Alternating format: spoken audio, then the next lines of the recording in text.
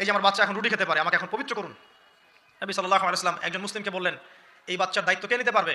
একজন মুসলিম সাহাবী বললেন যে আমি নিব ইয়া রাসূলুল্লাহ। তখন তার হাতে বাচ্চাকে সোপর্দ করা হলো।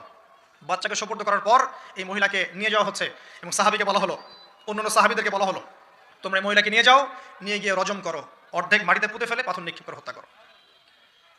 এবার সাহাবীরা এই কাজ করছেন। খালিদ বিন ওয়ালিদ রাদিয়াল্লাহু আনহু, বিখ্যাত বীর সাহাবী, তিনি তখন মুসলিম হয়েছেন এবং অনেক যুদ্ধের নেতৃত্ব দিচ্ছেন। তিনি একটা পাথর নিক্ষেপ করেছেন। এই পাথরের নিক্ষিপ্ত পাথরের আঘাতে রক্তের ফিনকি ছিটকে এসে খালিদ বিন ওয়ালিদ রাদিয়াল্লাহু আনহুর এই যে কাপড়ের মধ্যে পড়েছে। তখন খালিদ বিন ওয়ালিদ রাদিয়াল্লাহু আনহু তিনি বলছেন, ছি, আমার কাপড়ে একজন ব্যভিচারী নারী রক্ত পড়লো, এরকম একটা স্টেটমেন্ট তিনি করেছেন।